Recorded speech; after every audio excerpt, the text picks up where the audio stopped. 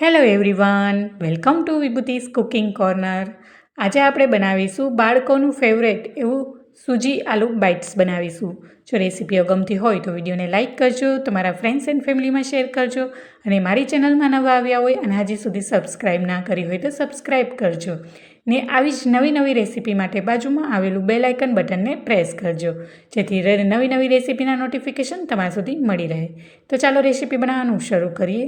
સૂજી આલુ bytes બનાવવા માટે એક મોટા બાઉલ જેટલું સૂજી લીધું છે અને 2 નંગ જેટલા મીડિયમ સાઇઝના બાફેલા બટેકા લીધા છે. ત્યારબાદ અહીં નોનસ્ટિક પેનમાં મેં મીડિયમ સાઇઝના 2 ગ્લાસ જેટલું પાણી લીધું છે. હવે તેમાં હાફ ટીસ્પૂન જેટલું જીરું આવી રીતના હાથ વડે વાટીને એમાં એડ કરવાનું છે. હાથ વડે વાટીને નાખવાથી જીરાની ખૂબ જ સારી એવી ફ્લેવર આવશે. ત્યારબાદ 1 ચમચી જેટલું ચીલી ફ્લેક્સ, હાફ ટીસ્પૂન જેટલું ઓરેગાનો, સ્વાદ પ્રમાણે મીઠું નાખી અને હલાવી લેશું. ત્યારબાદ અહીં 2 થી 3 ડ્રોપ્સ જેટલા ઓઇલના એડ કરીશું અને 2 થી 3 મિનિટ માટે પાણીને ઉકાળવા દઈશું. પાણી ઉકળી ગયા બાદ આપણે જે સૂજી લીધી છે તેમાં એડ કરી લઈશું. અહીં મેં ઝીણી સૂજી લીધી છે. જો તમારી પાસે જાડી સૂજી હોય તો એને મિક્સર જારમાં પીસીને લેવાનું છે. હવે આપણે આ મિશ્રણને એક જ ડાયરેક્શનમાં સતત કન્ટિન્યુ ચલાવતા રહેવાનું છે અને સૂજી છે એ ધીમે ધીમે બધું જ પાણી છે એબ્ઝોર્વ કરી લેશે અને રોટલીનો લોટ હોય એવો ડો બનીને રેડી થઈ જશે.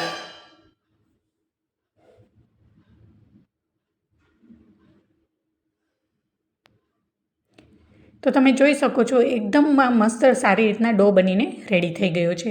હવે એને 15-20 મિનિટ માટે ઠંડુ થવા દઈશું.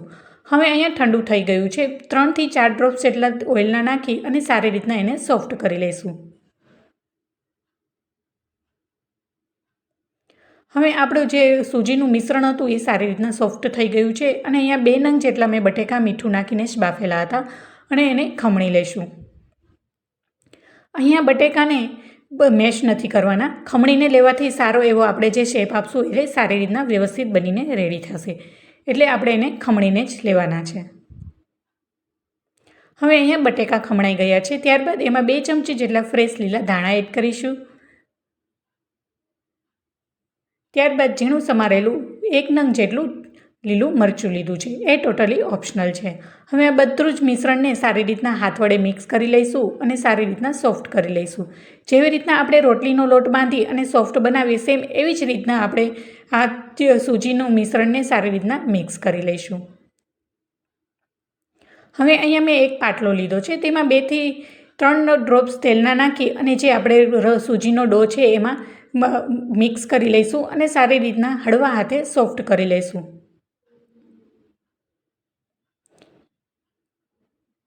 હવે તેમાં રોટલીનો લુવો હોય એવી રીતના મોટો એવો લુવો લઈ અને હાથ વડે એવી રીતના મિક્સ કરી અને લાંબી સ્લાઇસમાં રોલ કરી લઈશું 2 હાથ વડે.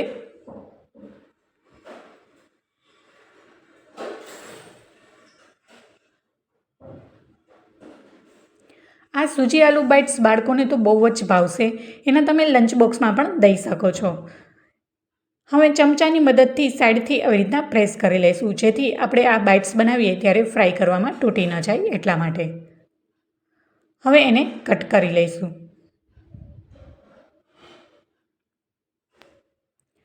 આ સૂજી આલુ બાઇટ્સને તમે કોઈ પણ મનગમતો શેપ આપી શકો છો અને આવી રીતના બાઇટ્સ બનાવી અને એરટાઇટ ડબ્બામાં ફ્રીઝમાં તમે રાખી શકો છો. જ્યારે તમારે ફ્રાય કરવા હોય અથવા તો બાળકોને લંચ બોક્સમાં આપવા હોય તો ત્યારે પણ તમે ફ્રાય કરી શકો છો. અને જો આવી રીતના પહેલેથી જ બનાવીને રાખશો તો તમારે ફટાફટ ફ્રાય થઈ જશે અને ખૂબ જ ઓછા સમયમાં આ બાઇટ્સ બનીને રેડી થઈ જશે. તો સેમ એવી જ રીતના બધા જ બાઇટ્સને બનાવી લઈએ. હવે અહીંયા ફોકની મદદથી ઉપરથી આવી રીતના રાખી અને એને પ્રેસ કરીને આવી રીતના ડિઝાઇન આપી દઈશ.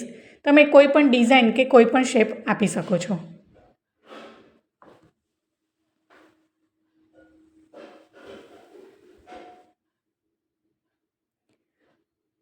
અને ફોકથી આવી રીતના ડિઝાઇન આપવાથી દેખાવમાં ખૂબ જ સુંદર લાગે છે અને બાળકોને તો જોતાં જ ખાવાનું મન થઈ જશે. સેમ આવી જ રીતના બધા જ આપણે શેપ આપી દઈશું.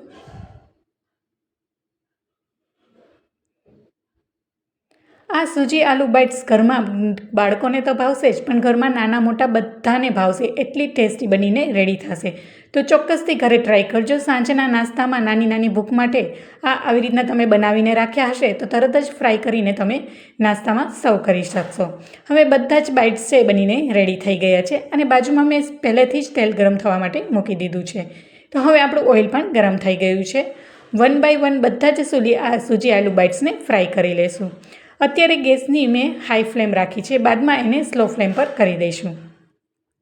એટલે સૂજી આલુ બાઇટ્સને મીડિયમ ટુ હાઈ ફ્લેમ ઉપર જ આપણે ફ્રાય કરીશું અને 1 બાય 1 બધા જ આલુ બાઇટ્સને આપણે એડ કરી દઈશું.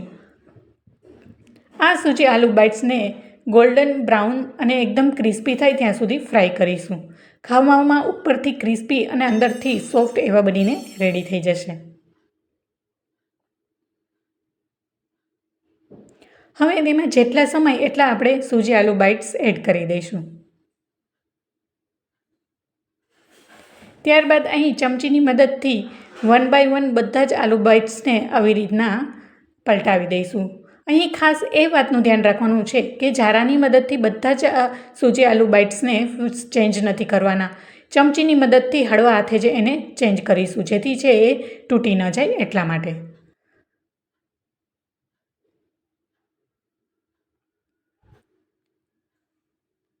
સેમ એવી જ રીતના બીજી સાઈડને પણ પલટાવી દઈશું.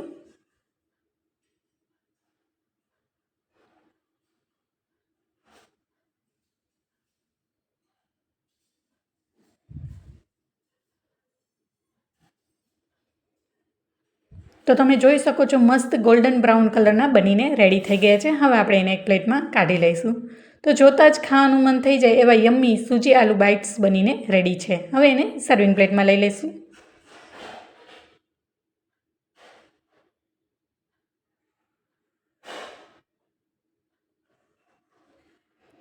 તો આપણે સૂજી આલુ બાઇટ્સ છે એ ફ્રાય થઈ ગયા છે. હવે તમે જોઈ શકો છો એકદમ ક્રિસ્પી અને અંદરથી સોફ્ટ એવા યમ્મી સૂજી આલુ બાઇટ્સ બનીને રેડી છે. તો તમે જોઈ શકો છો એકદમ ક્રિસ્પી બની ગયા છે. તો ચોક્કસથી ઘરે એકવાર જરૂરથી ટ્રાય કરજો. હવે અહીંયા મેં ટોમેટો કેચઅપ સાથે સર્વ કર્યું છે. ટોમેટો કેચઅપ સાથે ખાવાથી ખૂબ જ ટેસ્ટી અને યમ્મી એવા લાગે છે. તો જોતાં જ ખાવાનું મન થઈ જાય એવા બાળકોના પ્રિય સૂજી આલુ બાઇટ્સ બનીને રેડી છે. તો કેવી લાગી રેસીપી મને કોમેન્ટમાં જરૂર જણાવજો. રેસીપી ગમી હોય તો વિડીયોને લાઇક કરજો, તમારા ફ્રેન્ડ્સ એન્ડ ફેમિલીમાં શેર કરજો અને મારી ચેનલને હજી સુધી સબસ્ક્રાઈબ ના કરી હોય તો સબસ્ક્રાઈબ કરજો ને બાજુમાં આવેલી ઘંટડી દબાવવાનું ના ભૂલતા, જેથી નવી નવી રેસીપીના નોટિફિકેશન તમારા સુધી સૌથી પહેલાં મળી રહે. Thank you for watching.